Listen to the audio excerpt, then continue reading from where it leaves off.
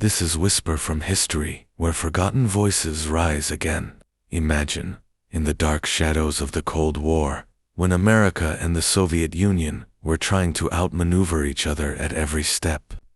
A story began in the mountains of Afghanistan, a story that would one day shake the entire world. This is the tale of Operation Cyclone, the Afghan jihad, and the son of a Saudi prince, who would later become Osama bin Laden. Stay with us until the end.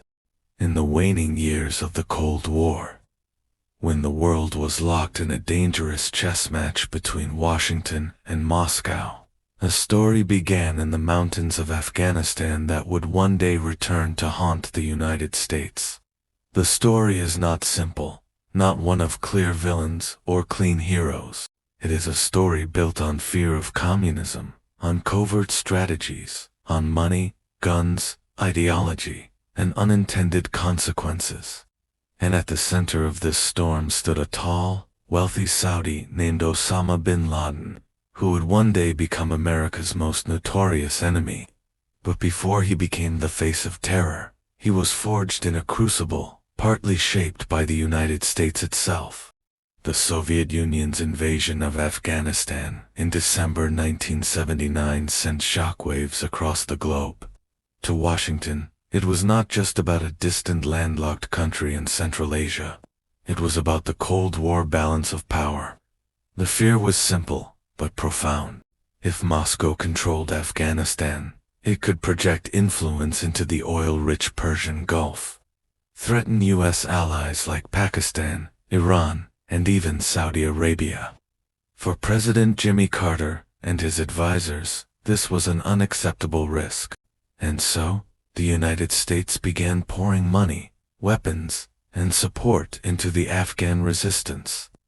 The program was codenamed Operation Cyclone, and it would become one of the longest and most expensive covert operations in CIA history.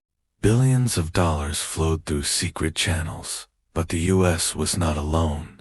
Saudi Arabia matched American contributions, dollar for dollar, funneling money into the jihad against the Soviets.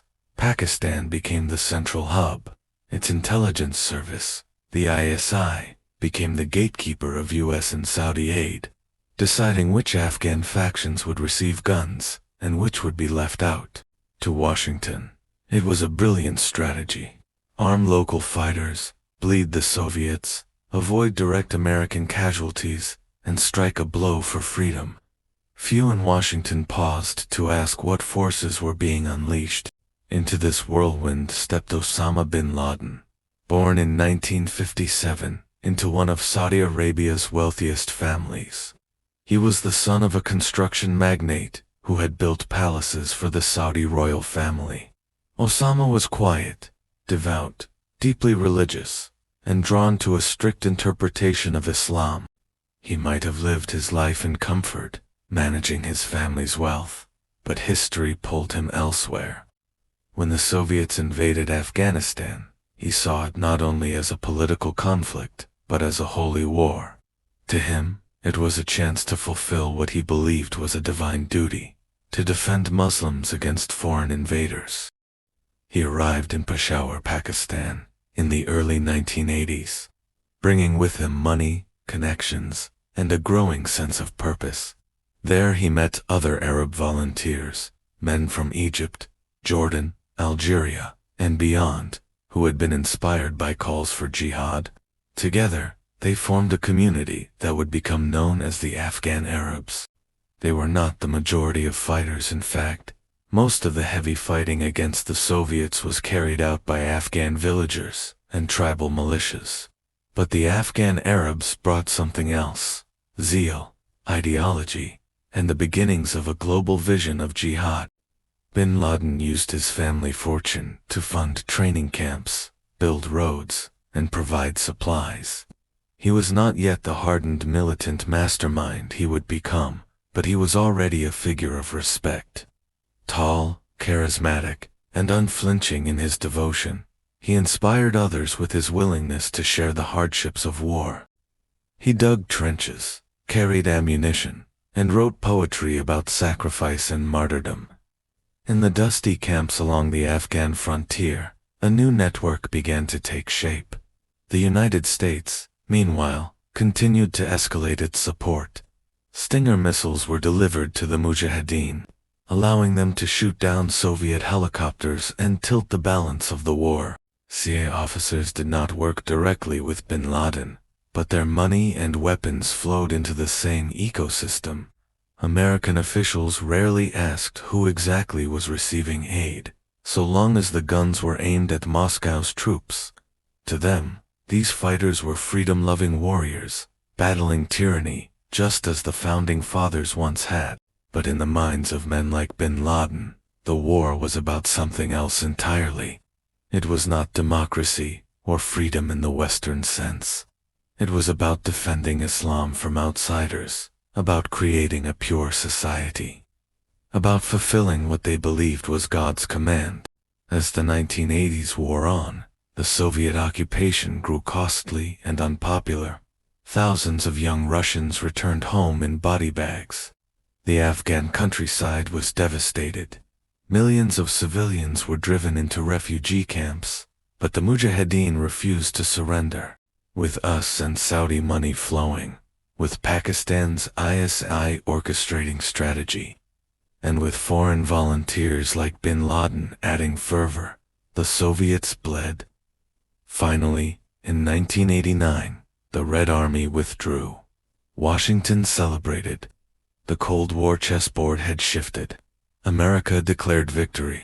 But for bin Laden, this was only the beginning. He saw the defeat of the Soviet Union not as an American triumph, but as proof that holy warriors could bring down a superpower through faith, persistence, and sacrifice. To him, the war had been a test of Islam's strength against an empire, and Islam had prevailed. Yet, even in this triumph, bitterness lingered. He had watched as the United States funded the fight, only to turn its back on Afghanistan when the Soviets left. The country collapsed into civil war, warlords battling for power, and civilians once again paying the price. Washington moved on, believing the mission complete. But for bin Laden, the lesson was burned into his soul. The West would use Muslims for its battles, and then abandon them. He returned to Saudi Arabia, a hero in the eyes of some, but restless.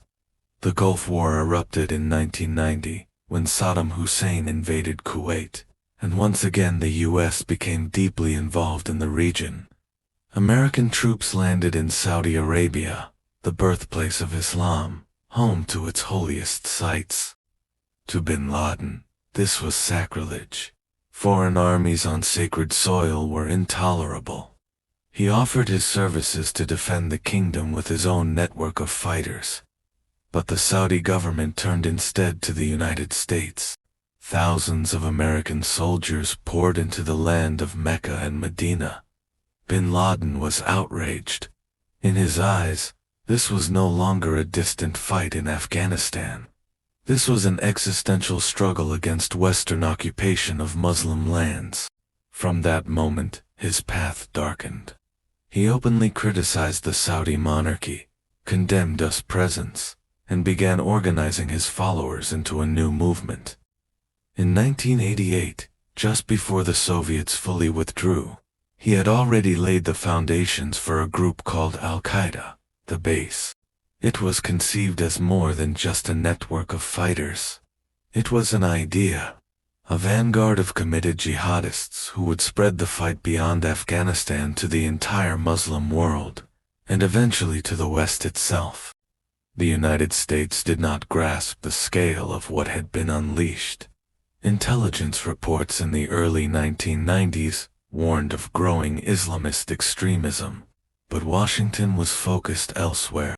The Soviet Union collapsed in 1991, ushering in what Americans called the unipolar moment, a time when the U.S. believed itself unchallenged. Few paid attention to a bearded Saudi exile moving between Sudan and Afghanistan, speaking of jihad and betrayal. Yet in the shadows, bin Laden was building. His message drew directly on the experiences of the 1980s. He reminded followers that with God's help, a ragtag group of fighters had brought down the mighty Soviet Union. Why, he asked, could they not do the same to America? He framed the U.S. as the new imperial power, propping up corrupt regimes, stationing troops in Muslim lands, exploiting resources, and humiliating Islam.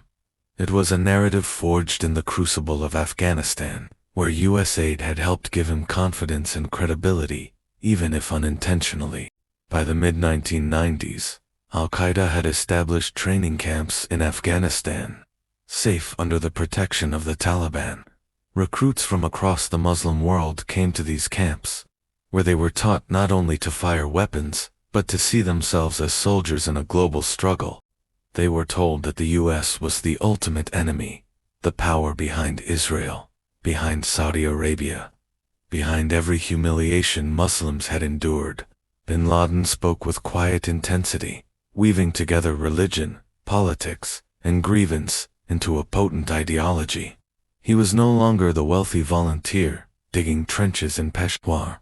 He was now a man with a mission to strike at the heart of America itself.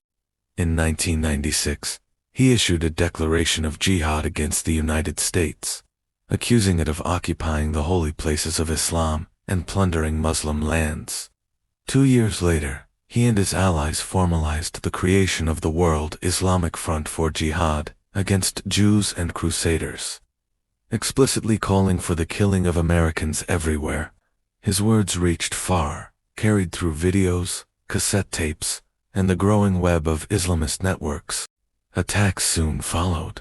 In 1998, U.S. embassies in Kenya and Tanzania were bombed, killing more than 200 people.